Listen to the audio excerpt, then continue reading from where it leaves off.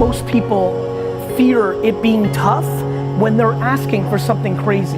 Do you know how hard it is to be a millionaire? It's gonna be hard, and that's okay. Like, it's okay that it sucks at the beginning. It's okay that you're not making money at the beginning. The thing that people think about becoming great, about doing the extraordinary, is that it's just meant for some people and not meant for others. Rise and shine, it's Entspresso time. What's up, Believe Nation? It's Evan. I believe in you, and this channel is designed to be a part of your daily success routine. So let's start your day off right together. Grab your coffee and sip on today's message. Respect your ambitions.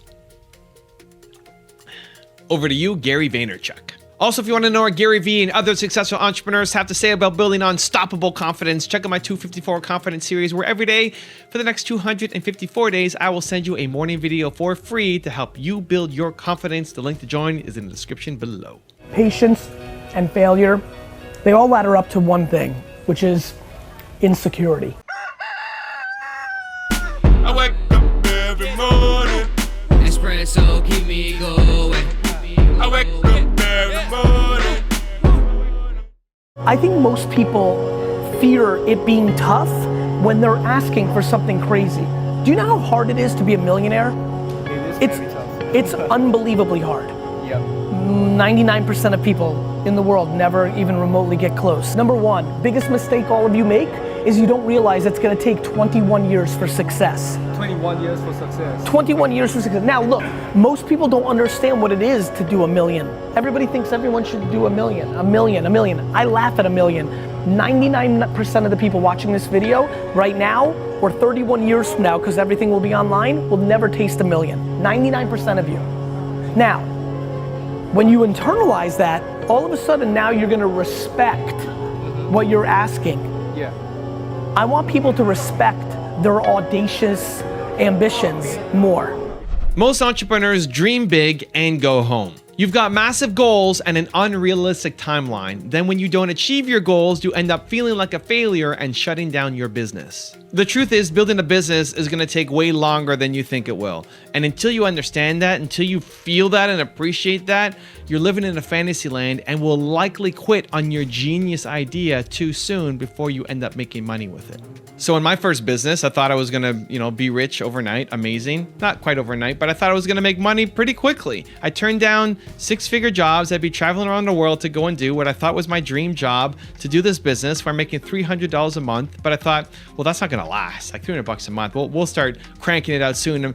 Imagine if we're doing this full time, we're doing this part time and having some little success, but if I put full-time hours into it, then it's gonna really take off. And it didn't take off. It took a long time to get going. And that really took a beating on my self-confidence.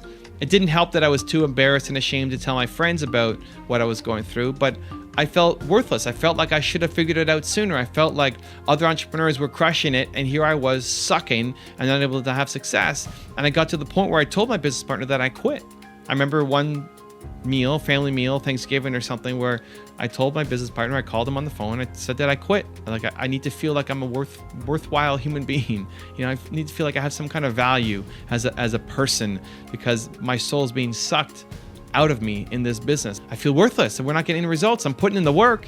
If I wasn't putting in the work, that's one thing, but I'm putting in the work. I'm putting in effort. I'm trying here. I'm really trying here. And I'm getting nothing. $300 a month. It sucks. And I could have quit on that business. I told my partner that I quit, and then I got up the next day and realized I don't want to quit. I can't quit too soon on this. I would regret quitting without having given absolutely everything.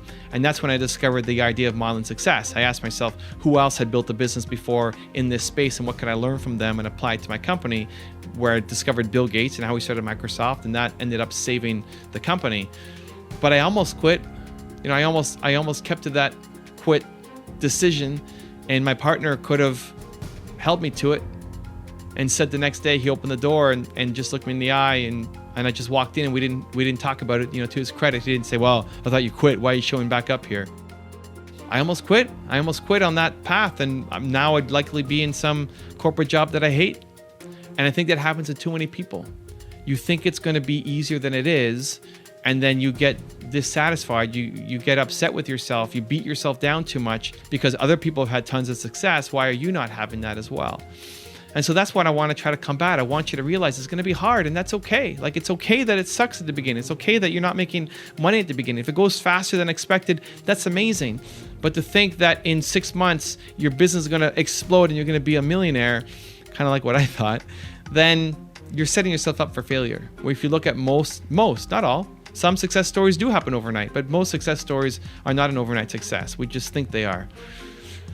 And that's a really dangerous proposition, because it means that you could likely quit on a genius idea, something that could really have a huge impact and make you rich beyond your wildest dreams. Like, you could be quitting on that. It's still possible that that thing could come true. You're just not giving it enough time because you think it should be easier. So I'm going to give you 3 steps you can follow that will help make sure that you don't quit on a great idea and you can stay strong and stick at it. Rule number 1 is model success. And this is the thing that saved my company, right? Modeling Bill Gates, understanding how he built Microsoft, not from however much money he makes now, but 0 to 1. Like, how did he go from 0 to 1? How do you make your first million? That's what I wanted to do. And it was through partnerships for him. And so I said, okay, find somebody else who's selling to my target audience and make a partnership like Microsoft made partnerships in his industry. And within a couple weeks, I had my first check for $13,500 of applying this strategy. And it was months and months and months of making $300 a month, and now I had $13,500 check. Are you kidding me? That was gold. Like, that doesn't seem like a huge amount now, but man, that was life changing for me. And more important than that, I had a model that I could continue to follow. That was only the first check that we got, and I could replicate that out across. And so ever since that moment, when I was 20 something years old, early 20s, modeling success has been the thing. It's been the thing that it saved me. It saved my business. And it's why I created this YouTube channel too. I wanted to continue to model success. It's why I keep showing all these successful people from different backgrounds and what you can learn from them. So whenever you don't know what to do, or wherever you feel like you want to quit, modeling success does 2 things. 1, it gives you hope, because chances are the people who you're profiling or reading about, they came from something worse than what you're going through right now. They grew up in an environment or background worse than where you are right now. And so that gives hope. Like, if they could do it from a worse upbringing, then I can do it too with all the resources that I have.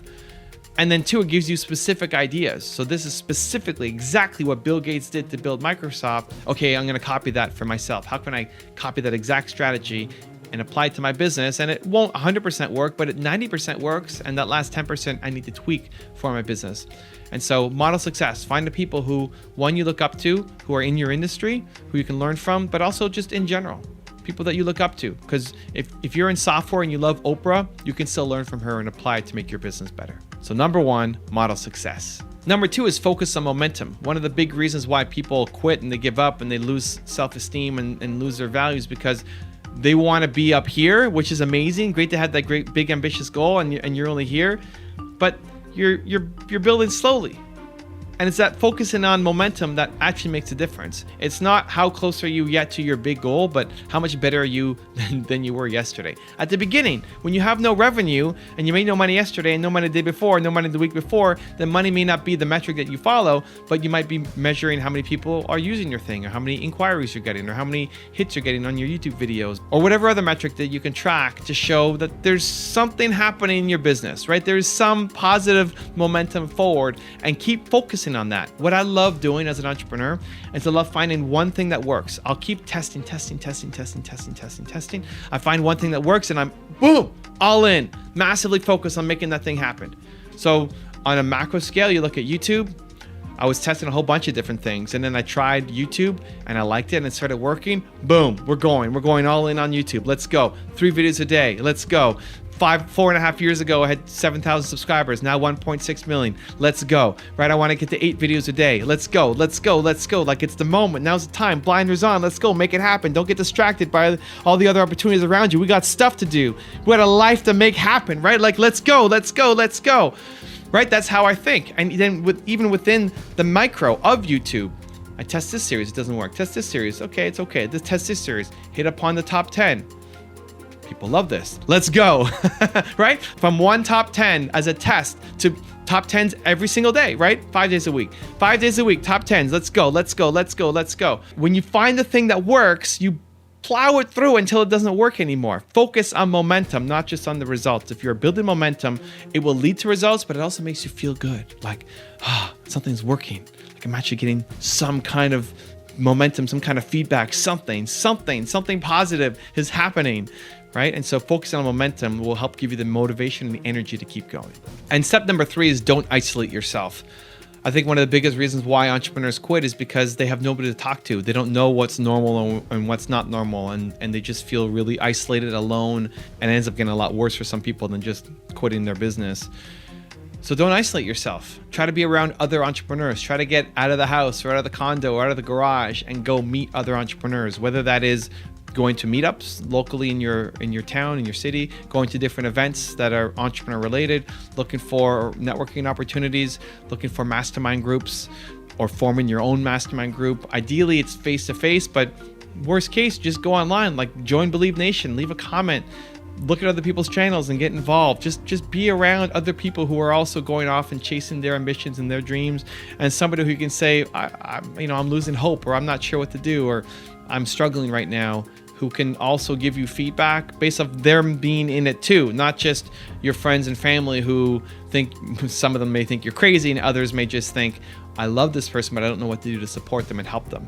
There's a difference from somebody who is in it, who understands it, who feels the same obsession for chasing down their dreams and goals, but haven't hit their stride yet and they're working towards making it better. There's a camaraderie that you can get when you're working with similar kinds of people. So don't isolate yourself. Like, spend time, make sure there's something in your calendar every month at least where you're getting out of the house and you're meeting other entrepreneurs. Again, whether that's a meetup, a networking event, a mastermind group, some event that's coming to town in your city, something that every month you're out of the house, you're meeting people, just to build that sense of you're not alone, that other people are going through this too, some people to bounce ideas off of, and remove that isolation from your life. So those are 3 suggestions that can help you. The central theme still comes down to, this is a big idea that you have and will take time for it to be realized. And it's amazing if it happens faster than you expect, but chances are it's going to take a lot longer than you think. If you look at any of the success stories that people you look up to, it took them a lot longer. And my biggest fear is that you're going to quit on your idea way too soon. That you actually have something great, that you actually are a genius and you've got something that could actually work, but it's not working yet. And it's taking longer, way longer than you thought it would. And you quit and you move on to something else, but that could have actually been the thing that could not just make you rich, but have a huge impact on the world. And so the point of this video is just to make sure you understand this is going to take a long time, and that's okay. And apply some of those techniques to help you get through it, cope with it, and go off and build something amazing. Now, I've got a really special bonus clip that I think you're going to enjoy. But before that, question of the day, I want to know, whose success story can you model and apply? Leave it in the comments below. I'm curious to find out. As Henry Rollins said, I don't have talent, so I just get up earlier. The thing that people think about becoming great, about doing the extraordinary, is that it's just meant for some people and not meant for others. And they spend their time making other people extraordinary as a way to let themselves off the hook. Because if somebody is just gifted, if they were blessed by God, if they were touched by an angel, and they just have something that you don't and something that you never will have, then it's fine for them to be great and you to be ordinary. But the reality is, it's not how it works. But somehow the cultural narrative has become one where we celebrate natural talent.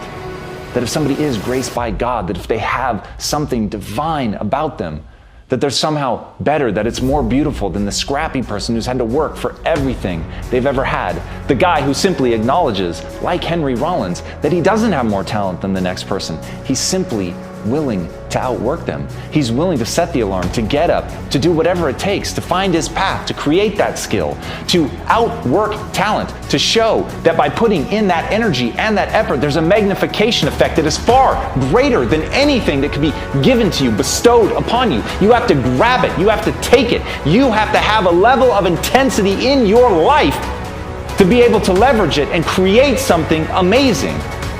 And as Warren Buffett said, intensity is the price of excellence. If you want to be great, you've got to cultivate that intensity. You've got to understand it's not about what you were born with. It's not about what you were given, where you started, or even where you're going. It is entirely about what you plant at the center of your soul, how hard you're willing to go after something, how much focus you're willing to put in your life, and how often you come back to that level of intensity for who you want to be. Because if you want to be excellent, you will have to pay a price. And that price is eternal vigilance. Vigilance over how you spend your time. Vigilance over the demands you make of yourself. Vigilance over what you allow yourself to think and believe. And when you get to the point that you only allow yourself to think and believe things that move you towards your goals, that every day the actions you take are things that are designed to get you there, and that you have the intensity to follow that through, to shape yourself, to create a new version of you capable of doing something extraordinary, then your life is going to be what you want. But not until then. It's never going to be anything if you just make other people extraordinary and say, I could never do that. But the reality is you could, and you're just not. So the thing that you have to face right now is that it is within your grasp. You just have to go after it. So let me give you the one-word secret to happiness. One word. This is all you need to be happy. The most important word ever. If you had to think of one word that's most important to you, or that sums you up, or that would be kind of like a little beacon. If you want more Gary Vaynerchuk, check out the top 50 rules video I made on him. The link is right there next to me. I think you'll enjoy it. Continue to believe, and I'll see you there. Dwelling on what you f***ed up on is the quickest way for the next thing not to work.